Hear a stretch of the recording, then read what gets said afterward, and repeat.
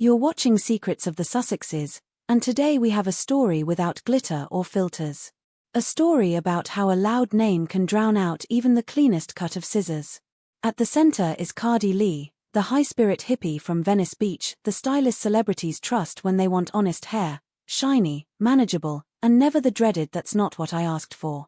For a craftswoman, it was the dream: steady demand, grateful clients, a neat waiting list. And then into this tuned, balanced system walked Meghan Markle, smiling, promising, saying all the right words about women supporting women. You already know the pattern: perfect on the pictures, and in reality a slow, methodical markling. At first, it looked like a campaign reel. Investment in a new hair care line, warm kisses at the launch, speeches about clean beauty and quality first. The photos were flawless: Cady as the symbol of craft, Meghan as the amplifier of reach. A chic venue, dim lights, clinking glasses, hugs with brand friends. And then, silence, the kind a stylist hears better than any marketer. Loyal clients began rescheduling. Next week. After the holidays. A few A-listers vanished for a month, then 2. Messages piled up unanswered, not out of spite, but because suddenly, it's not a good time. What happened if the product promised one thing, yet the numbers acted as if no one had heard the promise at all? What happened was simple. A niche premium audience rarely talks about it, but always votes. And their vote is silence. People willing to pay for service and results choose a place where they aren't turned into content, where their visit isn't a stage for someone else's storyline. They want a hairdresser, not a plot. They want hands, not hype.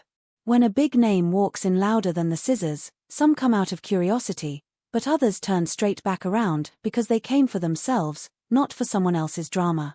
That's markling for a craft business, a name that sparks attention on day 1, and washes the shore away by day 2. That's why it hits especially hard for someone like Cady, who built her reputation on quiet luxury. She never sold herself, she sold results. Clients loved her invisibility, that subtle touch that meant hair behaved, not just for one night, but as a habit. And here's where logic broke.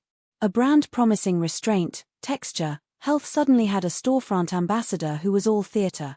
1 week glossy, the next overdone, the hair a character in its own drama. Women 40 plus read the signal instantly. Maybe the product's fine, but why does the image scream something else? Truth doesn't matter. Cognitive dissonance is enough to erode trust. And there's a human angle. Real partnership means making yourself quieter so someone else can be heard. In craft, support means shining the light on the hands of the professional, not on your own portrait. If every stage turns into me, even the most loyal will begin to whisper, too noisy. No one is required to enjoy another person's volume. But every business must count the cost.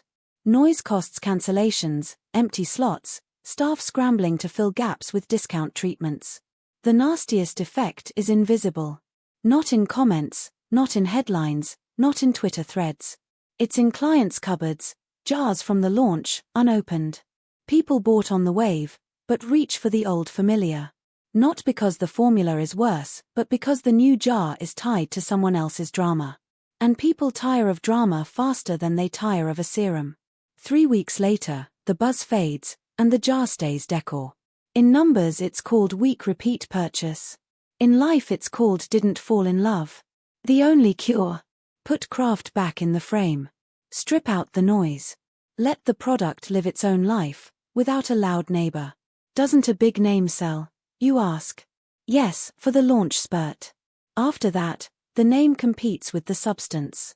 If your essence is science, texture, calm, you lose to your own press release, where the headline is not formula, but persona.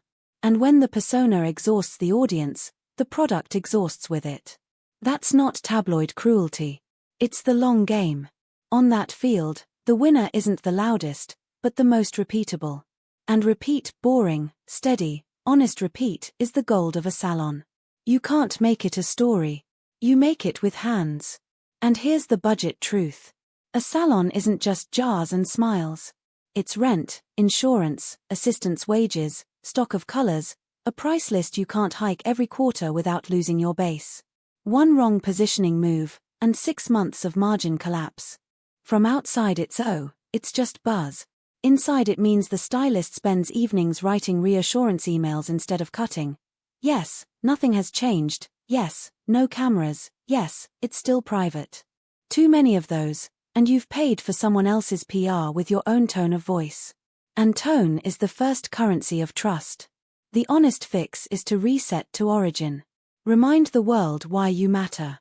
Show the density of hair after a sunrise treatment, shine without silicone film, a color blend that won't scream after 3 washes. Show before after not as a trick but as proof. Window light, no filters, no secret nozzle. Show the process raw, gloves, heat, pause, the not now and better this way. That's what today's overfed eye calls refreshing, not selling a lifestyle, just working so well people come back. Can you keep the partnership and stop paying with your own clients? Yes. You don't have to break ties or unfollow. You only have to stop confusing roles. In your house, your rules. In your frame, your hands. In your caption, your voice. If the partnership respects you, it will survive. If not, it wasn't worth holding. Loud guests are fine at the party, but in the kitchen with knives, they leave scars. And let's speak to our 50-plus audience. How do you choose a stylist? By names in the headlines, or by how your bob sits on day 3 without a blow-dry? By toast-filled stories, or by how your cut holds through the rain? You know the answer. And so does the beauty business. It just forgets sometimes. Likes and loyalty are not the same currency. Likes flash. Loyalty develops. Exposure takes time, but it holds the frame for years. And finally, the slogan "Women support women." It isn't a caption under a selfie. It's choosing to quiet yourself so another woman's work can be heard. It's not stealing the light from the result. It's not costing your partner cancellations and nerves.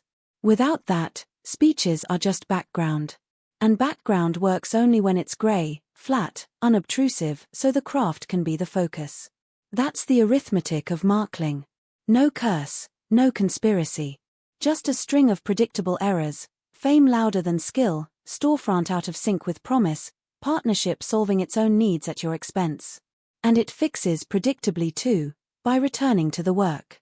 The sooner you put scissors, formula, and silence back in the center of the frame, the sooner the chairs stop sitting empty and the comments return to being about hair, not about who hovers around it. If you value this adult lens without noise, you know what to do. And we'll keep talking about the Sussexes, not where the glitter is, but where the glitter turns into bills. Because gloss fades, numbers don't. And in the end, the winners aren't the ones with the best speeches. The winners are the ones with the best hands.